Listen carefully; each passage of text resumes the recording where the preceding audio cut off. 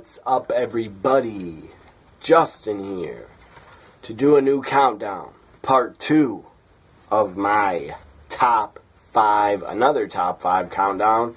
This is part 2 of the most edgy storylines in wrestling, part 2.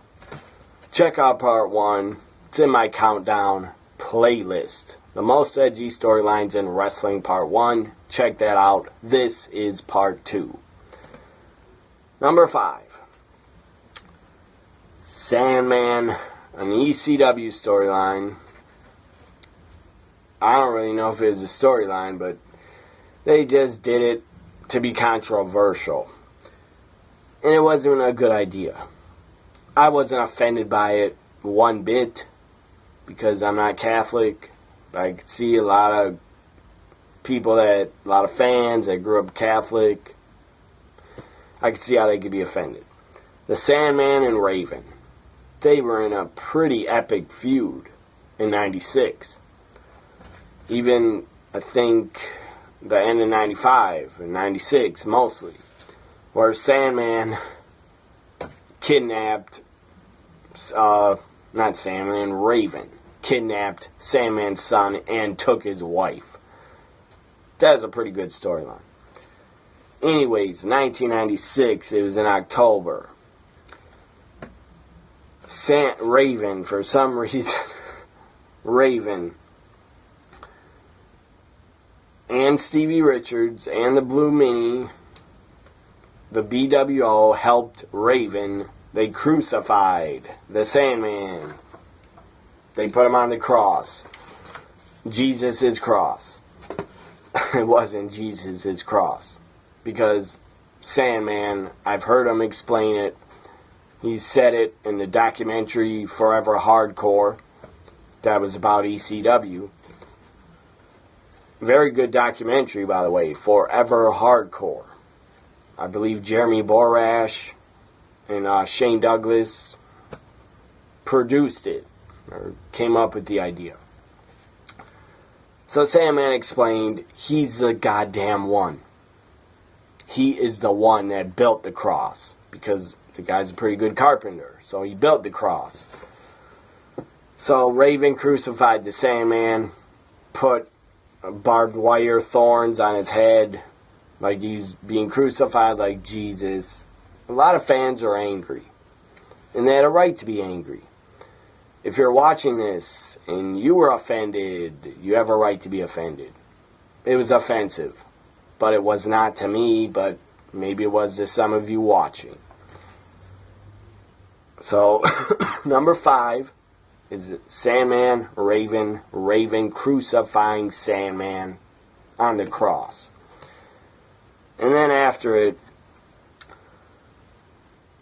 I guess Paul Heyman realized it was not a good idea because it didn't work. The hardcore Philly ECW arena fans did not like it and were offended. Some of them probably didn't care. Like, again, I didn't care and I wasn't offended because I'm not religious. I'm not Christian. But a lot of fans are probably offended, still are offended, and some probably were not. Paul Heyman probably did this because this was not a good idea. They did the crucifixion of Sandman when Kurt Angle showed up on ECW TV in October. He actually appeared in the ring with Joey Styles and Taz. So the night Kurt Angle decided to come to an ECW show, he knew nothing about the product at all. I believe he knew nothing about how controversial they were and how extreme their matches were and stuff like that. Kurt Angle probably just, I believe his manager told him, go check out this ECW show, maybe you'll like it or something, I don't know. And Kurt Angle probably just thought, because the guy didn't watch pro wrestling as a kid, I don't believe Kurt Angle grew up a pro wrestling fan, he probably thought it was a joke, because the guy's an Olympic champion. This is just my guess. Kurt, and I'm going on too long about this number 5 on my top 5, but I believe Kurt Angle didn't even know what ECW was about. He probably just thought they were pro wrestling, like WWF and WCW. He just thought they were pro wrestling, and you go check it out and thought he'd have a good time. And I guess Shane Douglas, he had something to do with getting Kurt Angle to come, because Shane Douglas from Pittsburgh, Kurt Angle from Pittsburgh. Anyways, Kurt Angle's in the ring, got introduced, got a nice ovation by a lot of respectful ECW fans. They loved their blood and guts, but they also loved good wrestling. So Kurt Angle gets introduced, and then the crucifixion happens, and Raven is sent out to the ring to apologize. So Raven had to apologize to the fans and saying, "I'm sorry if you fans were offended by what we did." He says, "We didn't mean to offend anybody," stuff like that. Raven, this is also explained on WWE's Rise and Fall of ECW, if you've seen that. And I'm sure you have, everybody has seen that. So Raven gave an apology, but he didn't sound like he was sincere, and I don't blame him. He says that we do this kind of extreme storyline, and then you want me to apologize? I'm sure Raven was pissed about it. Anyways, that's number 5.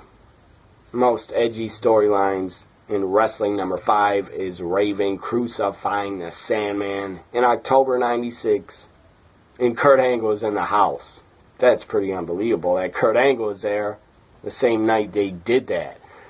Kurt Angle is pissed, and he explains it on the Rise and Fall of ECW DVD. Kurt Angle is really pissed. He was offended, and he had a right to be. Number 4. I wasn't as shocked by this, but I put it on the list, on the countdown. Number 4 is JR getting set on fire by Kane in 2003 on Raw. This is after Kane was unmasked, and it was pretty awesome when Kane was unmasked, because we saw a different Kane. He was more edgy, he was more vicious, more violent. So Kane attacks JR during an interview backstage in some room, and JR gets set on fire. On his back, I think it was a stunt man. I'm not sure, maybe it's JR with a fireproof shirt. I don't know. But it's probably a stunt man.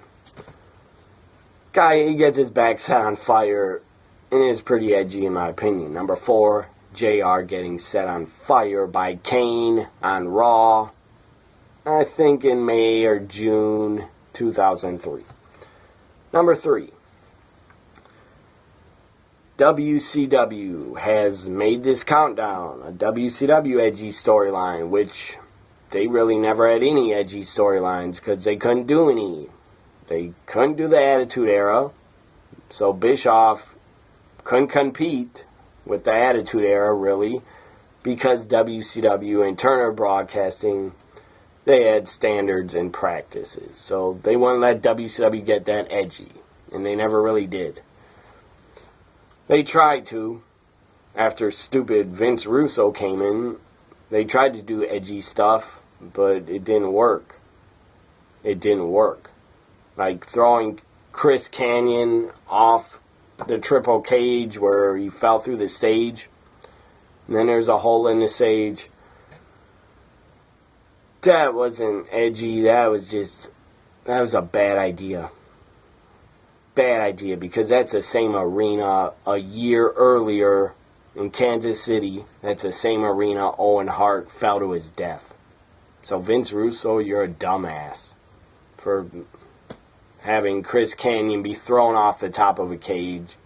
That was not a good idea, because you were in the same damn arena where the tragedy of Owen Hart passing away. And they also tried other stupid, I guess, edgy stuff in WCW in 2000 where they set Sting on fire, but he was a stunt man at Great American Bash 2000. That was I guess it was edgy, but it was stupid. Because everybody knew it wasn't Sting. Falling, it was dumb.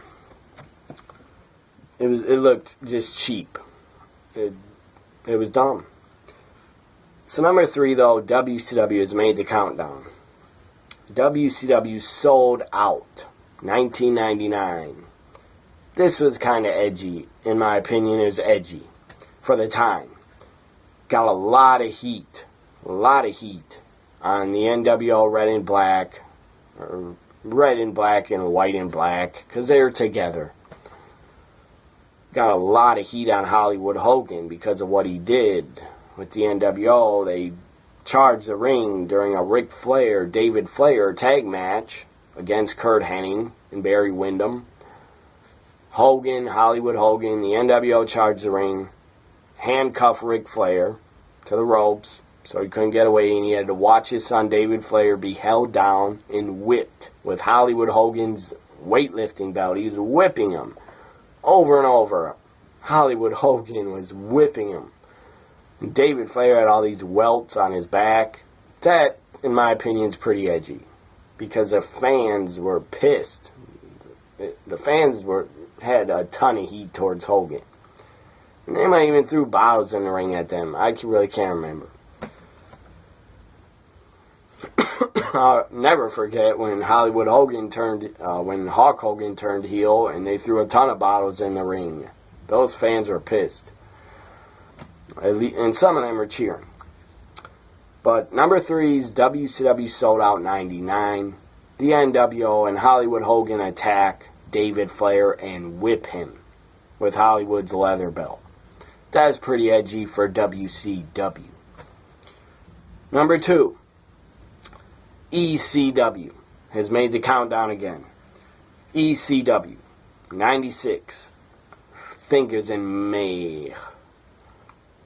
I think it's at an event or a show called ECW did so many shows in 96 monthly, so I don't remember the names of all of them.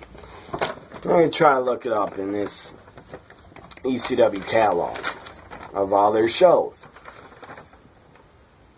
So it was at Hostile. I got the name because it says what happened, and it was pretty damn edgy.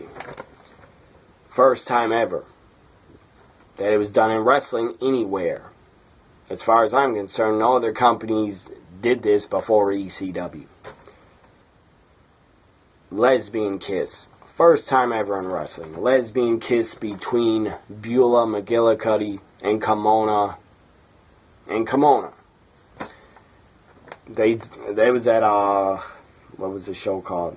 Hostile City Showdown. Hostile City Showdown 96. Beulah, Kimona had the first ever lesbian kiss in wrestling. Crowd loved it. Crowd popped like crazy. They were marking out. They loved it.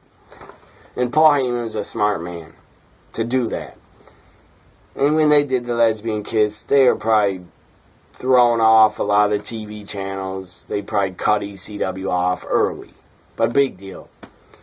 The videotape, Hostile City Showdown 96, it was a smart move by Paul Heyman and ECW because that videotape sold a lot of videotapes. And ECW probably made a lot of money off it because of that lesbian kiss. So that was edgy. In my opinion, that was edgy.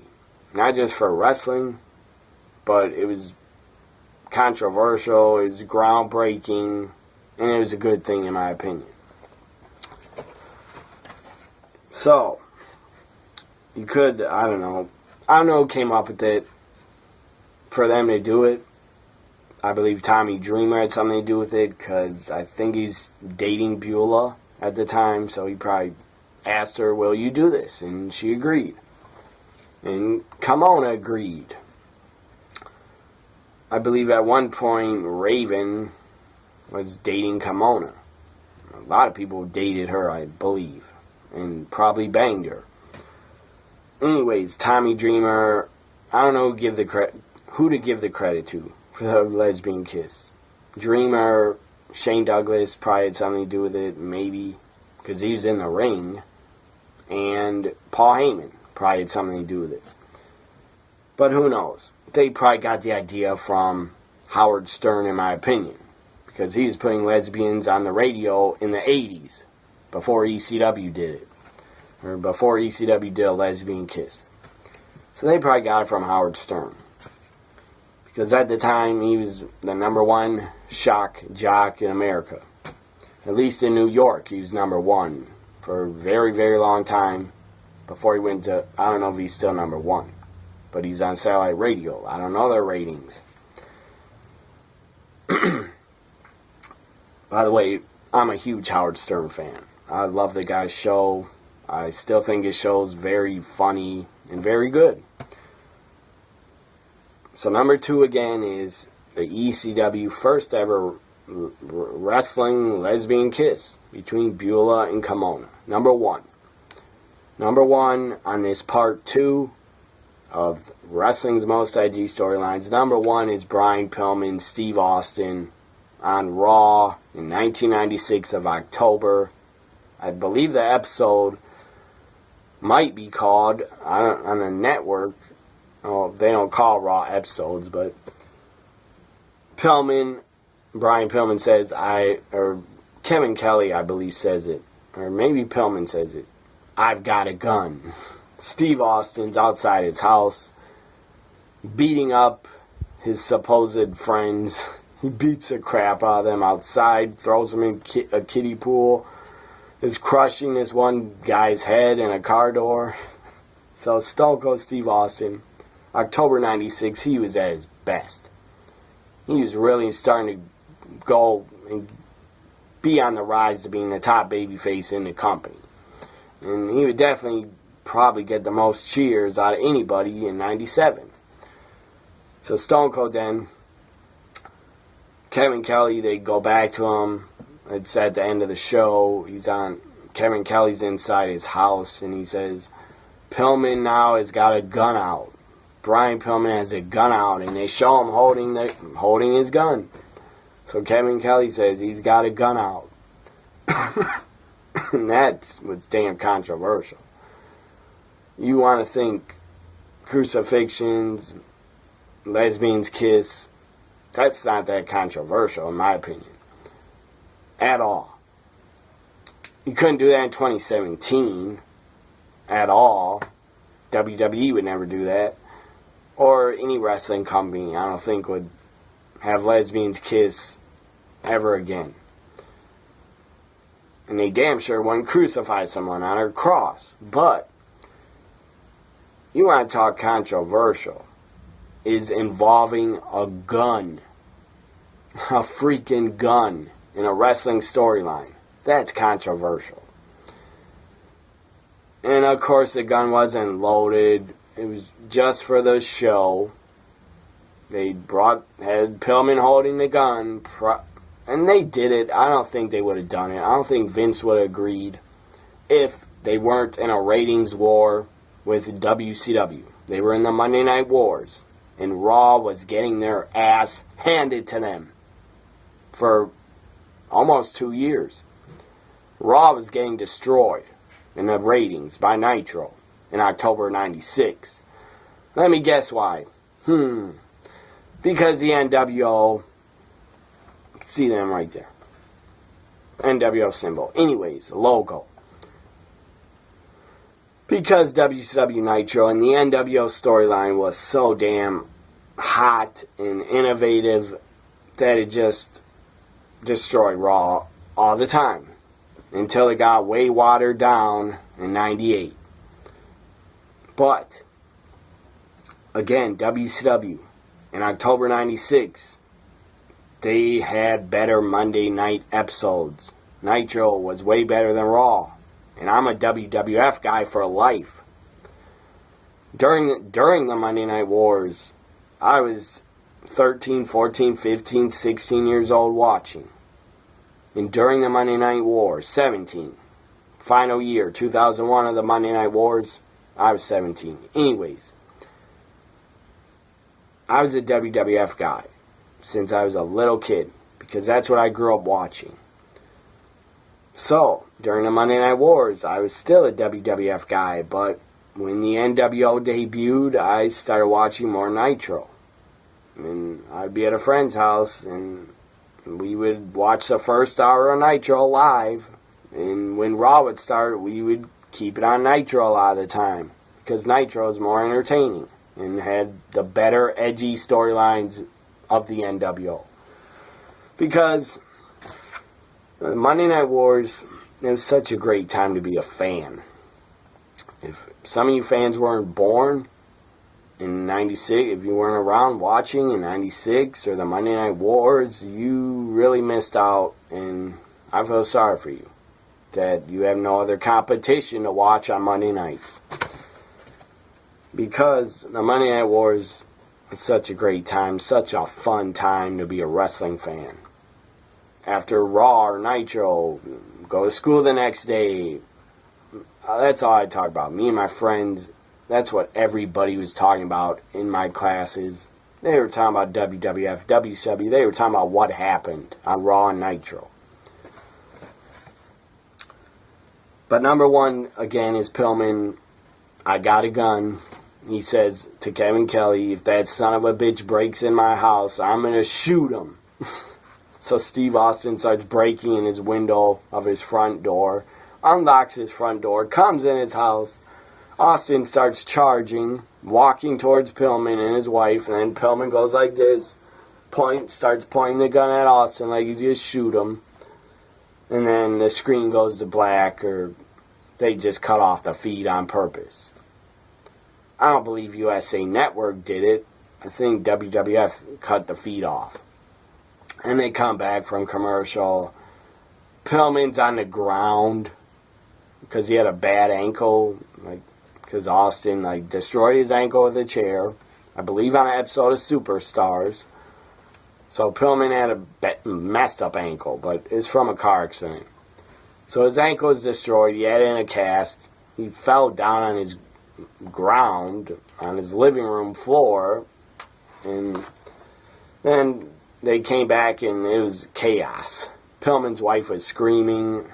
Pillman was trying to get up off the ground. Kevin Kelly was saying, Vince was talking to Kevin Kelly saying, what happened? What happened? Tell us. And Kevin Kelly says, when Steve Austin saw the gun, he left. And that's all they told us. But that's damn controversial. I think I said it before on one of my videos. I forget which one. Involving a gun, even if it's a fake gun, we know it's not loaded with real bullets. Involving a gun in a wrestling storyline, it's too much. It's too much. No need for that. Especially in 2017, they could never do that. Can never involve a gun in a storyline. Even though it's fiction, it's not real, you can't do that. Because there's too many damn mass shootings in America. So you can never involve a gun in a storyline again. And we haven't seen one since 96. That's 22 years ago almost. 21 years ago. Long time ago. So number one, most edgy storyline probably ever. My opinion, probably ever. Brian Pillman pointing a gun at Steve Austin saying he's going to shoot the son of a bitch if he comes in his house. And that's... Brian Pillman didn't do a lot of wrestling when he was in WWF, but that's probably the greatest thing Brian Pillman did in his WWF career. That's Edgy's storyline. I don't know who came up with it. I believe Pillman did. Probably Steve Austin. And Vince agreed. It was a damn edgy storyline, and it felt real. It was damn good. I believe that episode of Raw defeated Nitro, I believe. And it was damn edgy. Eric Bischoff even said in an interview, I think on the network, maybe the Monday Night Wars, I don't remember. But I did hear Eric Bischoff, maybe, I don't know where I heard Bischoff say it. But he said, involving a gun in the storyline, he said he wouldn't have done it and he thought it was too much. And it was too much. But at the time, during the Monday Night War, almost in the Attitude Era, because 97 was the Attitude Era, at the time it didn't seem that edgy, but it did feel real. And I actually believed that Pillman was crazy enough. I actually believed Pillman had a real gun with him. And I almost thought Pillman might really shoot him.